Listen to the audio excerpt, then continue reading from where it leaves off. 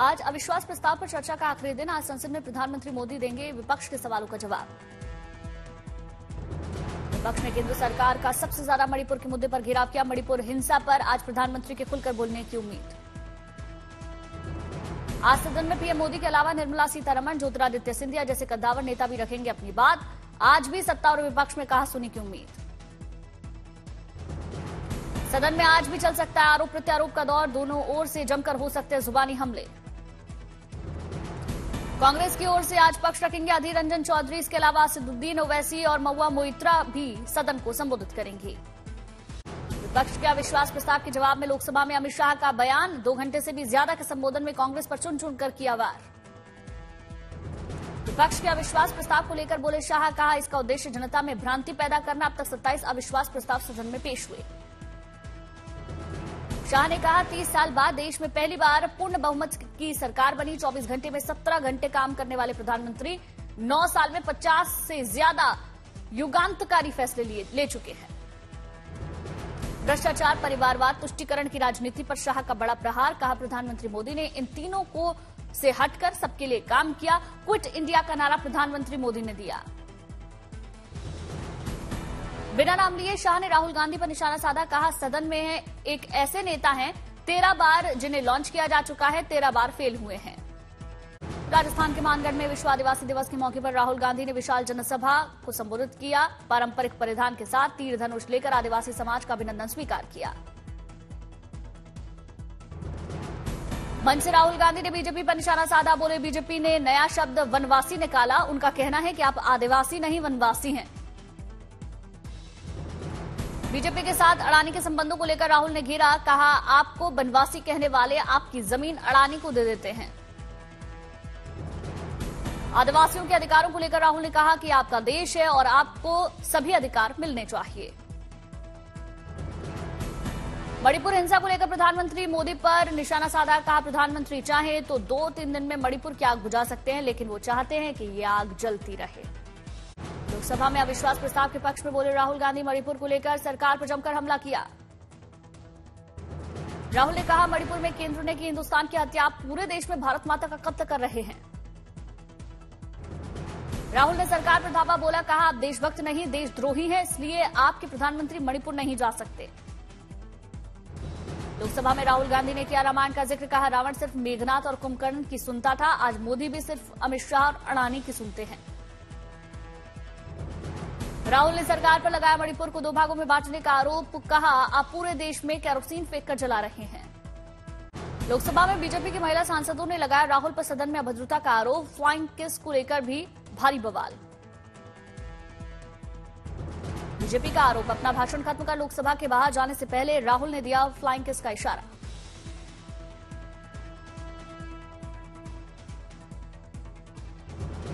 Lok Sabha speaker से BJP की 22 महिला सांसदों ने शिकायत की। ओम बिरला से सख्त एक्शन की मांग। राहुल गांधी पर भड़की केंद्रीय मंत्री शोभा करांदलाजे। कहा लोकसभा में आज तक नहीं हुआ ऐसा आचरण, कैसे नेता है वो। सूत्रों के मुताबिक कांग्रेस की सफाई, जब राहुल गांधी सदन से बाहर निकल रहे थे तो उनके कुछ कागज गिर गए, जिनको ठिकाने के लिए लगाने के लिए वो नीचे झुके तो बीजेपी के सांसद हंसने लगे। उस पर राहुल ने फ्लाइंग किस दी। राहुल के बर्ताव पर बोले रविशंकर, सदन में किया गया महिलाओं का अपमान, अभद्र व्यवहार।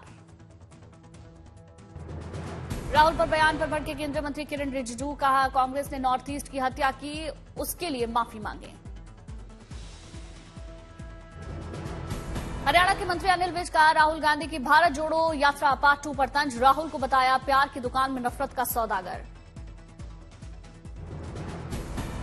बीजेपी सांसद राज्यवर्धन राठौर ने भी साधा राहुल पर निशाना। ट्वीट में लिखा अपने पिता और चाचा मामा सैन्य घोटाले में शामिल, वो भारतीय सैनिक पर बोलने की हिम्मत करते हैं। राहुल पर लगे आरोपों को लेकर बोली शिवसेना। उद्धव गुट की सांसद प्रियंका चतुर्वेदी, प्यार और मोहब्बत के अंदाज का लग रहा है गलत मतलब। लोकसभा में अविश्वास प्रस्ताव पर जवाब में मंत्री स्मृति ईरानी का राहुल गांधी पर पलटवार। कहा बटा हुआ नहीं, भारत का अटूट अंग है मणिपुर। राहुल के भारत माता की हत्या वाले बयान पर भड़की स्मृति ईरानी। कहा टेबल बजाने वाले कांग्रेसी नेताओं के मन में गद्दारी। स्मृति ईरानी ने कांग्रेस के इतिहास को बताया खून से सना, कहा 2024 में फिर से बनेगी नरेंद्र मोदी की सरकार। जेडीयू अध्यक्ष लल्लन सिंह ने अमित शाह को बताया सबसे बड़ा जुमलेबाज, लोकसभा में कहा 2024 में बिहार में नहीं खुलेगा बीजेपी का खाता। फारूक अब्दुल्ला का प्रधानमंत्री पर वार, कहा प्रधानमंत्री सिर्फ एक रंग का नहीं करते प्रतिनिधित्व, देश को खतरे में डाल रहा है आपका तरीका। आज सुबह 8 बजे फिर से एएसआई की टीम सर्वे के लिए पहुंचेगी। ज्ञानवापी 7वें दिन का सर्वे कानपुर आईआईटी की टीम ने किया। ज्ञानवापी में 3D इमेज से खंगाला गया पश्चिमी दीवार का अतीत, आभासी तस्वीरों तैयार की गई। गुंबद के व्यास की पैमाइश, तहखाने गुंबदों के नीचे की पड़ताल हुई। ज्ञानवापी परिसर में हो रही एएसआई सर्वे की मीडिया कवरेज पर रोकने की याचिका दी गई। जिला जज ने सर्वे स्थल से मीडिया को दूर रहने का आदेश दिया। अंजुमन इंतजामिया मस्जिद कमेटी ने याचिका में तथ्यहीन रिपोर्टिंग का किया जिक्र। जिला जज ने एएसआई की टीम को आदेश दिया, कहा अपनी खबर को न करें लीक, सीधे कोर्ट को सौंपे सर्वे रिपोर्ट। ज्ञानवापी परिसर में हो रहे एएसआई सर्वे को रोकने की फिर उठी मांग। अंजुमन इंतजामिया मस्जिद ने दायर की याचिका। 5 अहम बिंदुओं को मुस्लिम पक्ष ने आधार बनाया। आम आदमी पार्टी के राज्यसभा सांसद राघव चड्ढा ने अपने ऊपर लगे आरोपों को झूठा बताया। ट्वीट कर लिखा, मेरी छवि को नुकसान पहुंचाने की कोशिश, बीजेपी के हथकंडे का खुलासा करूंगा। राज्यसभा की प्रिविलेज कमेटी ने राघव चड्ढा को भेजा था नोटिस। डिप्टी चेयरमैन हरिवंश की बैठक के बाद लिया गया था फैसला।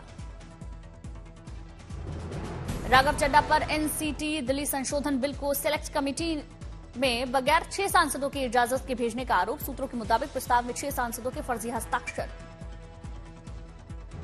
नोटिस मामले पर आम आदमी पार्टी ने जारी किया आधिकारिक बयान, कहा प्रिविलेज कमेटी से नहीं मिला राघव चड्ढा को कोई नोटिस।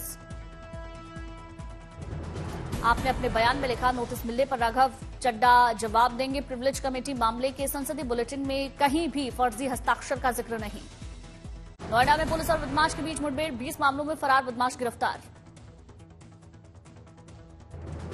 संभल से बच्चा चोर गिरोह का भंडाफोड़, पुलिस ने बच्चा चोर महिला सहित 5 लोगों को गिरफ्तार किया।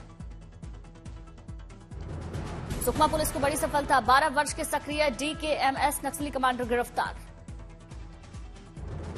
गोपालगंज में चेकिंग के दौरान उत्पाद विभाग की टीम को सफलता मिली, 64 किलो गांजे के साथ तस्कर गिरफ्तार। हापुड़ में 7 लड़कों को एक साथ बाइक पर सवारी करना भारी पड़ा, यातायात पुलिस ने 22,000 का जुर्माना लगाया।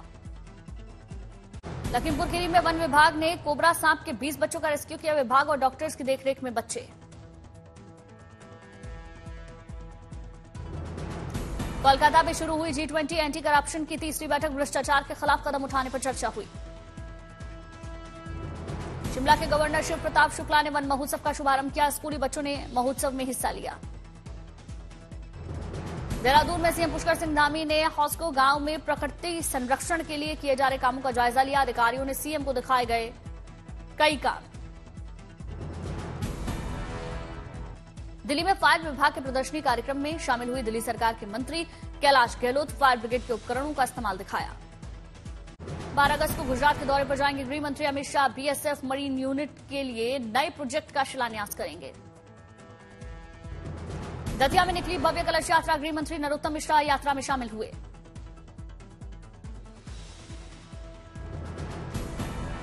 देवरिया के इंसेफेलाइटिस प्रभावित 23 गांव के तालाबों में गंबूसिया मछली डालने की तैयारी में जिला प्रशासन। मच्छरों के लार्वा को खा जाएगी मछली। भिंड में संचालित दीनदयाल रसोई लोगों के लिए आ रही बेहद काम, कम पैसों में लोगों को पौष्टिक आहार मिल रहा। अमरावती में सीएम वाएस जगनमोहन रेड्डी ने कल्याणमस्तु शादी तोहफा योजना के तहत 141 करोड़ रुपए जारी किए। आम लोगों को इससे सीधा फायदा होगा। उन्नाव में ऑपरेशन दृष्टि के तहत जगह जगह लगाए गए नाइट विजन कैमरे, पुलिस ने दुकानों पर लगे कैमरों का निरीक्षण किया। रायसेन में सीएम शिवराज सिंह चौहान ने भगवंत सिंह पटेल को श्रद्धांजलि दी, फोटो पर पुष्प अर्पित किए। देवरिया में मेरी माटी मेरा देश कैंपेन का शुभारंभ हुआ, शहीदों को श्रद्धांजलि दी गई। दिल्ली के डीडीयू अस्पताल में मिला नंबर 1 अस्पताल का खिताब, स्वास्थ्य मंत्रालय की प्रतियोगिता में आया अव्वल। दिल्ली में लोकसभा अध्यक्ष ओम बिरला ने प्रशिक्षण के लिए विभिन्न राज्यों से आई महिला विधायकों से मुलाकात की। स्पीकर ने महिलाओं को संसद भवन के बारे में जानकारी दी। केरल का नाम केरलम करने का प्रस्ताव राज्य विधानसभा में सर्वसम्मति से पास। केंद्र सरकार को भेजी गई नाम बदलने की सिफारिश। पुरानी पेंशन योजना की बहाली की मांग को लेकर आज दिल्ली के रामलीला मैदान में होगी रैली। केंद्र और राज्य सरकारों के तमाम विभागों के कर्मचारी रैली में शामिल होंगे। 5 साल का कार्यकाल पूरा होने से 3 दिन पहले पाकिस्तान की संसद भंग। प्रधानमंत्री शहबाज शरीफ की सिफारिश पर राष्ट्रपति अलवी ने फैसला लिया।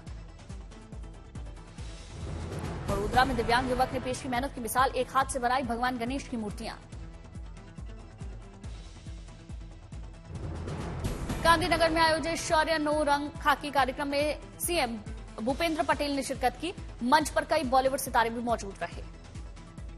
फरीदाबाद के जीवा स्कूल में एक समारोह के दौरान जीवा आयुर्वेद ने थाईलैंड में 2 नए सेंटर खोलने का ऐलान किया। थाईलैंड की कंपनी आई रिट्रीट के साथ जीवा आयुर्वेद ने हाथ मिलाया। थाईलैंड के पहाड़ी क्षेत्र पाकथोंगचाई और उत्तरी वन क्षेत्र चियांग माई में खोले जाएंगे दोनों सेंटर। विश्व स्तर पर भारतीय पारंपरिक चिकित्सा को आगे ले जाना लक्ष्य। बच्चों के बेहतर भविष्य के लिए चरखी दादरी में रहने वाली एक महिला ने ई रिक्शा चलाने की ठानी। महिलाओं के लिए प्रेरणा बनी अनीता दीदी।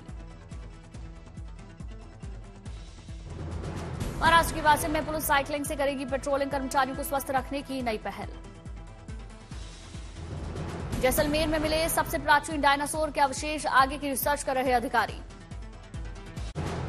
गृह मंत्री अमित शाह के भाषण को मणिपुर की मैतेई महिलाओं ने सुना। इम्फाल से तस्वीरें सामने आई।